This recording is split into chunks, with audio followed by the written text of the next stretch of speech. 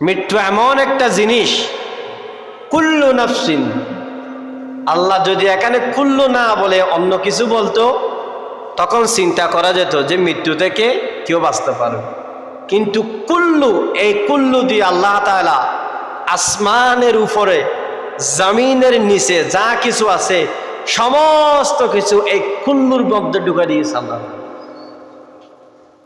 কুল্লু এটা ছোট, যদি কেউ বলতে গেলে ছোট হয় কুল্লু, কিন্তু তার ওজন মাফার মতো পৃথিবীর মধ্যে কিছু নেই। ওই জন্য আল্লাহ বলেছেন কুল্লু, প্রত্যেককে।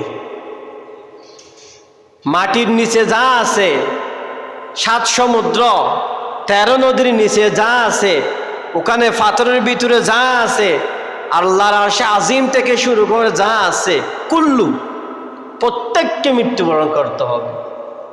আচ্ছা, আমাদেরকে রূহ কবজ করে কে? সাইয়েদানা মালাকুল মউত। কি নাম? কি নাম? ফেরেশতার নাম কি? আজরাইল। কি নাম? আজরাইল আলাইহিস। পৃথিবীর মধ্যে সবাইকে যখন রূহ কবজ করে নিয়ে ফেলবে তখন আল্লাহ তাআলা মালাকুল মউতকে জিজ্ঞাসা করবে, ও আজরাইল, পৃথিবীর মধ্যে কি আর কেউ বাকি আছে? তখন আজরাইল খুশি হয়ে যাবে, বেশি খুশি হয়ে যাবে। আল্লাহ, পৃথিবীর মধ্যে কিছু নেই, একটা পিঁপড়া পর্যন্ত নেই, গাছগাছালি, নদী নালা, পাহাড় পর্বত কিছুই নেই, মানুষ, হাইওয়ান, জিন, নাতেক যা আছে কিছুই নেই। আল্লাহ, এখন মাত্র 2 জন ব্যক্তি আছে, একটা আমি আর একটা আপনি। সুবহানাল্লাহ বলবেন না? কাকে বলবো? যে আল্লাহকে।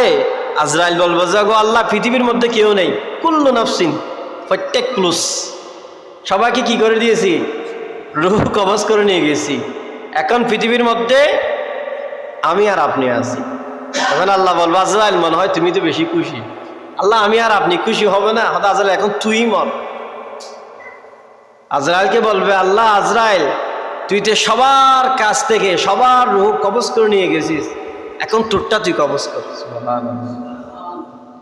তখন আজরাইল আলাইহিস সালাম রূহ কবজ করার সময় এমন একটা বিকট আওয়াজ দিবে, যদি সেই আওয়াজটা মানুষ শুনে অথবা সেই সময় যদি মানুষ জীবিত থাকতো তাহলে ইসরাফিল আলাইহিস সালামের যে সিংহার কথা আছে ওই সিংহার দেওয়ার প্রয়োজন ছিল না। এরকম একটা চিৎকার দিয়ে মালাকুল মউত আজরাইল নিজে নিজে নিজের জান কি করে নিবে?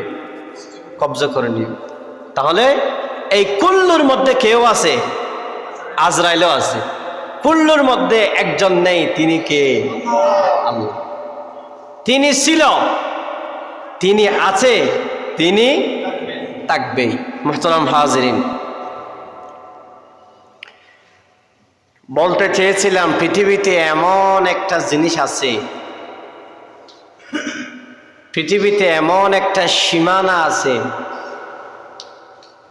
যে সীমানায় অতিক্রম করলে চেয়ারম্যানের চেয়ারম্যানগিরি শেষ। যে সীমানার দ্বার প্রান্তে গেলে মেম্বারের মেম্বারগিরি শেষ। যে সীমানার দ্বার প্রান্তে গেলে মন্ত্রীর মন্ত্রিত্ব শেষ। যে সীমানার দ্বার প্রান্তে গেলে প্রভাবশালী ব্যক্তির, টাকাওয়ালা ব্যক্তির দাপুটি শেষ। যে সীমানায় দ্বার প্রান্তে গেলে, যে সীমানার কাছে গেলে মানুষের সব কিছু শেষ, সেটার নাম হলো মৃত্যু। মৃত্যুর দুয়ারে যখন যাবে তখন দেখবেন চেয়ারম্যানেরা চেয়ারম্যানগিরি চলে না। মৃত্যুর দুয়ারে যখন যাবে তখন আর মন্ত্রীর মন্ত্রীগিরি চলে না। মৃত্যুর দুয়ারে যখন যাবেন টাকাওয়ালার বাহাদুরি তখন আর চলে না। মৃত্যুর দুয়ারে যখন যাবেন তখন পৃথিবীর কোনো কিছুর বাহাদুরি, বিলাসবহুতা কিছুই চলে না। এরকম একটা ফিয়ালা আমাদের প্রত্যেককে গ্রহণ করতে হবে। ধনী হোক, গরিব হোক, রাজা হোক, প্রজা হোক, চেয়ারম্যান হোক, মেম্বার হোক, হুজুর হোক, আমাম হোক, টাকাওয়ালা হোক, টাকাবিহীন হোক, প্রত্যেককে এরকম একটা স্বাদ গ্রহণ করতে হবে। এই দুনিয়ার মধ্যে আমরা কেউ আসি নাই, আমাদেরকে ফাটানো হয়েছে। এই দুনিয়ার মধ্যে আমরা কেউ আসি নেই, আমাদেরকে ফাটানো হয়েছে। এই দুনিয়ার সুখ আসল সুখ নয়, এই দুনিয়ার দুঃখ আসল দুঃখ নয়, এই দুনিয়ার বিলাসিতা আসল বিলাসিতা নয়। এই দুনিয়ায় যে আমরা অট্টালিকার বাহাদুরি করি, এই বাহাদুরি আসল বাহাদুরি নয়। আসল বাহাদুরি হলো আখিরাতের মালসামানা যার কাছে আছে, যার কাছে পুঁজি আছে, ওই ব্যক্তির ব্যবসাও ভালো জমে। সুতরাং আখিরাতের মালসামানা যার কাছে বেশি আছে, কিয়ামতের মাঠে পরকালের জগতে কবরের জগতে তার দাফুটিও তত বেশি। তখন আর চেয়ারম্যানগিরির ক্ষমতা চলে না, এমপিগিরির ক্ষমতা চলে না, মন্ত্রীর ক্ষমতা চলে না। মন্ত্রীর মন্ত্রিত্ব কতক্ষণ? রুহু আছে যতক্ষণ। এমপিগিরি আছে ততক্ষণ, রুহু আছে যতক্ষণ। রুহু যখন চলে যাবে তখন আর এমপিগিরিও চলবে না, ক্ষমতাগিরিও চলবে না, নেতাগিরিও চলবে না। সময়ের ঘন্টা বেজে যাবে। ঠিক কখন জানে আমাদের সময়ের ঘন্টা বেজে যায়, একমাত্র আল্লাহ ভালো জানে। ওই জন্য এই দুনিয়াতে আমরা আসি নাই, আমাদেরকে ফাটানো হয়েছে একটা উদ্দেশ্যে, সেটা হলো আখিরাতের টাকা উপার্জন করার জন্য। দুনিয়ার টাকা উপার্জন করতে আমরা বেশ ভালো বুঝি, কিন্তু আখিরাতের টাকা উপার্জন করতে আমরা ব্যর্থ, প্রতিবারের মতোই ব্যর্থ। যদি আখিরাতের টাকা নেক আমল, আখিরাতের টাকা কি? নেক আমল। দুনিয়ার মধ্যে টাকা নিয়ে বাহাদুরি করা যায়, কিন্তু আখিরাতে টাকা নিয়ে বাহাদুরি করা যায় না। আখিরাতে নেক আমল নিয়ে বাহাদুরি করা যায়। যার নেক আমল যত বেশি, তার দাফুটিও আল্লাহর কাছে তত বেশি। আল্লাহ তাআলা আমাদেরকে দুনিয়ার মধ্যে পাঠিয়েছেন আখিরাতের খেত করার জন্য। আখিরাত দুনিয়া থেকে আখিরাতের মালসামানা তৈরি করে নিয়ে যাওয়ার জন্য আল্লাহ তাআলা আমাদেরকে কি পাঠিয়েছেন? এই দুনিয়ার মধ্যে পাঠিয়েছেন। রাসূলুল্লাহ সাল্লাল্লাহু আলাইহি ওয়াসাল্লাম হাদিসের মধ্যে বলেছেন, আল কাইয়িসু মান দানা নাফসাহু ওয়া আমিলা লিমা বাদাল মউত। ওই ব্যক্তি সবচেয়ে বড় জ্ঞানী ব্যক্তি, ওই ব্যক্তি সবচেয়ে বড় বুদ্ধিমান ব্যক্তি। আচ্ছা, আমাদের কাছে সবচেয়ে জ্ঞানী ব্যক্তি, বুদ্ধিমান ব্যক্তি কে? যার টাকা আছে, পাওয়ার আছে, ক্ষমতা আছে, দাফুটি আছে, ওই ব্যক্তি বড় শক্তিশালী ব্যক্তি, ক্ষমতাওয়ালা ব্যক্তি, বুদ্ধিমান ব্যক্তি নয়। রাসূলুল্লাহ সাল্লাল্লাহু আলাইহি ওয়াসাল্লাম বলেছেন, আল কাইয়িসু মান দানা নাফসাহু ওয়া আমিলা লিমা বাদাল মউত। ওই মানুষই সবচেয়ে বড় বুদ্ধিমান ব্যক্তি, যে মানুষ দুনিয়া থেকে আখিরাতের পুঁজি কামাই করে নিয়ে যায়। কোন মানুষ সবচেয়ে বুদ্ধিমান ব্যক্তি? ওই মানুষ সবচেয়ে বড় বুদ্ধিমান ব্যক্তি, যে মানুষ সারাদিন পরিশ্রম করে সন্ধ্যাবেলা মালিকের কাছ থেকে টাকা বুঝে নেয়। ওই মানুষ সবচেয়ে বুদ্ধিমান ব্যক্তি না? যে মানুষ সারাদিন কাজ করে সন্ধ্যাবেলা তার টাকা কি নেয়? বুঝে নেয়। ঠিক তদ্রূপ ভাবে ওই মানুষ সবচেয়ে বুদ্ধিমান মানুষ, যে মানুষ তার জিন্দেগিভর আমল করে পরকালের জগতে গিয়ে আল্লাহর কাছ থেকে বেহেশত বুঝে নেয়। ওই মানুষই আল্লাহর কাছে সবচেয়ে বড় বুদ্ধিমান, দামি মানুষ। ওই জন্য রাসূল বলেছেন, আল কাইয়িসু মান দানা নাফসা ওয়া আমিলা লিমা বাদাল মউত। সেই ব্যক্তি সবচেয়ে বড় জ্ঞানী ব্যক্তি, বুদ্ধিমান ব্যক্তি, যে ব্যক্তি দুনিয়াতে থাকা অবস্থায় আখিরাতের পুঁজি কি করে নেয়? কামাই করে নেয়। আচ্ছা, মানুষ যখন বিদেশ যায় তার একটা নেক মকসদ থাকে। নেক মকসদ কি? আমি বিদেশ যাব, বিদেশে গিয়ে টাকা উপার্জন করব, টাকা উপার্জন করে দেশে ফ্যামিলি নিয়ে, সংসার নিয়ে সুখে জীবন যাপন করব, যদি সম্ভব হয় একটা গাড়ি করব, একটা গাড়ি ক্রয় করব, একটা জমি ক্রয় করব, একটা বাড়ি তৈরি করব, কিছু সম্পদ আমার কাছে থাকবে, এটা তো নেক মকসুদ। আচ্ছা, ওই বিদেশি মানুষ যদি বিদেশে গিয়ে যে টাকাগুলো কামায় ওই টাকাগুলো সেখানে যদি কি করে দেয়, খেলায় ধুলা কি করে দেয়, ধ্বংস করে দেয়, তাকে বুদ্ধিমান ব্যক্তি বলা যাবে? তাকে তো কখনো বুদ্ধিমান ব্যক্তি বলা যাবে না। কারণ সে যে নিয়তে বিদেশ গিয়েছে ওই নিয়তটা তার কি হয় নাই, পরিপূর্ণ হয় নাই। যে রকমের বিদেশ গিয়েছে ওখানে আবার বিদেশ থেকে সেভাবে ফিরে এসেছে। কিন্তু যে মানুষ বিদেশ গিয়েছে নিয়তকে পরিশুদ্ধ করে, ঠিক ওই মানুষটা বিদেশ যাওয়ার সময় যে নিয়ত করেছে ঠিক ওই কামই করেছে, আমরা তাকে কি বলি? বুদ্ধিমান ব্যক্তি বলে। তদ্রুপ আল্লাহ বলেন ওই মানুষের সবচেয়ে বড় বুদ্ধিমান ব্যক্তি যে মানুষটা সারা দিন পরিশ্রম করে সন্ধ্যাবেলা নিজের টাকা বুঝে নেয়, নিজের সারা দিনের পরিশ্রম বুঝে নেয়। তেমনিভাবে যে মানুষ পুরো হায়াত ৬৩ বছর, ৫০ বছর, ৭০ বছর, ৮০ বছর আল্লাহর ইবাদত করে পরকালের জগতে গিয়ে যে ব্যক্তি আল্লাহর কাছ থেকে জান্নাত বুঝে নেয় ওই ব্যক্তি আল্লাহর কাছে সবচেয়ে বড় বুদ্ধিমান ব্যক্তি। সুবহানাল্লাহ। এখন আমরা তো দুনিয়ার দৃষ্টিতে কারা বুদ্ধিমান ব্যক্তি তাদের কেউ চিনি না, বুদ্ধিমান কারা তাদের কেউ তো আমরা চিনি না, এবং কি কাজ করলে বুদ্ধিমান হওয়া যায় তাও তো আমরা জানি না। যদি জানতাম তাহলে এই এলাকায় তো মানুষ কম নেই, কম আছে? এই এলাকায় তো মানুষ কম নেই। যদি বলা হয় সন্ধ্যাবেলা এখানে বিরিয়ানির ডেক ফাগানো হয়েছে, সন্ধ্যাবেলা বিরিয়ানি কি দেবে? একটা একটা প্যাকেট দিবে, দেখবেন কার উপর খেয়ে পড়ে, মোবাইলে মারামারি করে হারে হারে লয়ে যায় বিদে। এরকম একটা অবস্থা চলবে, কিন্তু মানুষ কম নেই, কিন্তু বুদ্ধিমান মানুষ নেই। কি নেই? বুদ্ধিমান মানুষ নেই।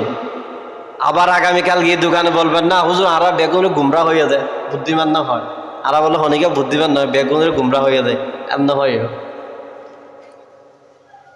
এটা বুদ্ধিমান ওয়ালা আমি বলি নাই, আল্লাহ বলেছে ওই ব্যক্তি সবচেয়ে বুদ্ধিমান যে ব্যক্তি সংক্ষিপ্ত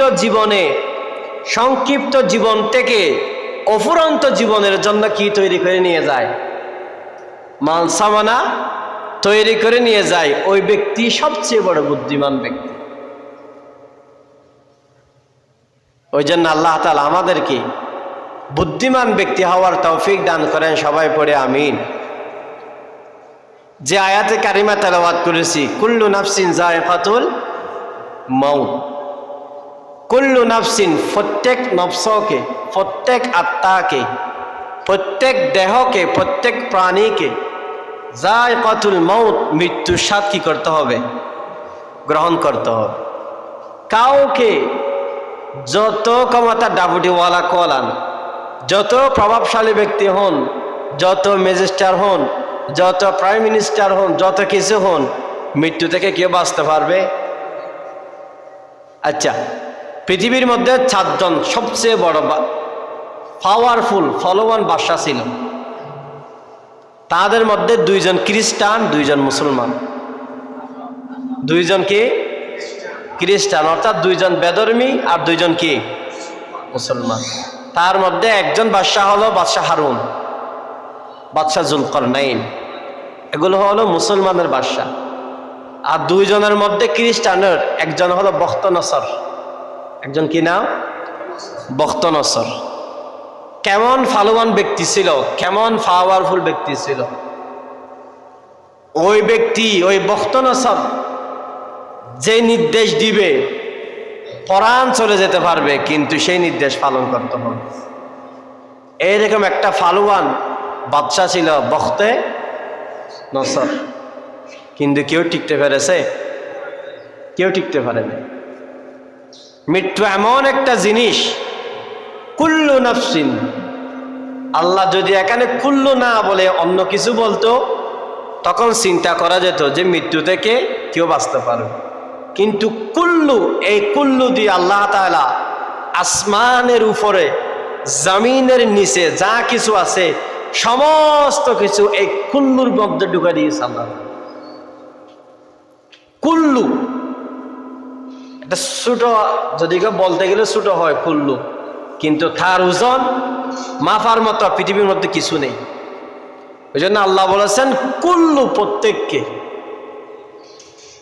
মাটির নিচে যা আছে, 7 সমুদ্র 13 নদীর নিচে যা আছে, ওখানে পাথরের ভিতরে যা আছে, আল্লাহর আরশে আজিম থেকে শুরু করে যা আছে, কুল্লু প্রত্যেককে মৃত্যুবরণ করতে হবে। আচ্ছা, আমাদেরকে রূহ কবজ করে কে? সাইয়েদানা মালাকুল মউত। কি নাম? কি নাম? ফেরেশতার নাম কি? আজরাইল। কি নাম? আজরাইল আছে। পৃথিবীর মধ্যে সবাইকে যখন রূহ কবজ করে নিয়ে ফেলবে, তখন আল্লাহ তাআলা মালাকুল মউতকে জিজ্ঞাসা করবে, ও আজরাইল, পৃথিবীর মধ্যে কি আর কেউ বাকি আছে? তখন আজরাইল খুশি হয়ে যাবে, বেশি খুশি হয়ে যাবে। আল্লাহ, পৃথিবীর মধ্যে কিছু নেই, একটা পিঁপড়া পর্যন্ত নেই, গাছগাছালি, নদী নালা, পাহাড় পর্বত কিছুই নেই, মানুষ, হাইওয়ান, জিন, নাতেক যা আছে কিছুই নেই। আল্লাহ, এখন মাত্র 2 জন ব্যক্তি আছে, একটা আমি আর একটা আপনি। সুবহানাল্লাহ বলবেন না? কাকে বলবে যে? আল্লাহকে। আজরাইল বলবে যে, গো আল্লাহ, পৃথিবীর মধ্যে কেউ নেই, কুল্লু নাফসিন, প্রত্যেক ক্লুস, সবাইকে কি করে দিয়েছি? রূহ কবজ করে নিয়ে গেছি। এখন পৃথিবীর মধ্যে আমি আর আপনি আছি। তখন আল্লাহ বলবো, আজরাইল, মনে হয় তুমি তো বেশি খুশি। আল্লাহ, আমি আর আপনি খুশি হবে না? হয়তো আজরাইল, এখন তুই মর। আজরাইলকে বলবে আল্লাহ, আজরাইল, তুই তো সবার কাছ থেকে সবার রূহ কবজ করে নিয়ে গেছিস, এখন তোরটা তুই কবজ কর। তখন আজরাইল আলাইহিস সালাম রূহ কবজ করার সময় এমন একটা বিকট আওয়াজ দিবে, যদি সেই আওয়াজটা মানুষ শুনে, অথবা সেই সময় যদি মানুষ জীবিত থাকতো, তাহলে ইসরাফিল আলাইহিস সালামের যে সিংহার কথা আছে, ওই সিংহার দেওয়ার প্রয়োজন ছিল না। এরকম একটা চিৎকার দিয়ে মালাকুল মউত আজরাইল নিজে নিজে নিজের জান কি করে কি নিবে? কবজা করে নিবে। তাহলে এই কুল্লুর মধ্যে কেউ আছে? আজরাইলও আছে। কুল্লুর মধ্যে একজন নেই, তিনি কে? আল্লাহ। তিনি ছিল, তিনি আছে, তিনি থাকবেই। হাজার হাজার কি ছিল? নেতা ছিল, নমরুদ ছিল, ফেরাউন ছিল, এখন আছে? থাকবে না। একটা প্রবাদ আছে, নদীর এই কুল ভাঙ্গে ওই কুল ভরে, এই তো নদীর খেলা, সকালবেলার ধনীরে তুই ফকির সন্ধ্যাবেলা। কেউ থাকতে পারবে না, আল্লাহর লীলা খেলা। ওই জন্য আল্লাহ তাআলা কুল্লু দিয়ে তামাম সৃষ্টি জগৎকে বুঝিয়েছেন, কুল্লু নাফসিন যায়কাতুল মউত, তোমাদের প্রত্যেককে মৃত্যু স্বাদ কি করতে হবে? গ্রহণ করতে হবে। তারপরে বলেছেন, ওয়া ইন্নামা তুওয়াফাউনা উজুরাকুম ইয়াউমাল কিয়ামah, সেদিনেই তোমাদের কৃতকর্মের ফল দেওয়া হবে। সেদিনে আসল খেলা। ফাইনাল খেলা কোন দিন? ফুটবল খেলার ফাইনাল খেলা নয়, কিয়ামতের ফাইনাল খেলা। ফুটবল খেলা তো চলে গেছে, যে বাবু হোক চলে গেছে, এখন কিয়ামতের ফাইনাল খেলা শুরু। ওয়া ইন্নামা তুওয়াফাউনা উজুরাকুম ইয়াউমাল কিয়ামah, আল্লাহ বলতেছে তোমাদের আজকে ফাইনাল খেলা শুরু। সেদিন তোমাদের কৃতকর্মের ফল দেওয়া হবে, দুনিয়ার মধ্যে কি করেছো।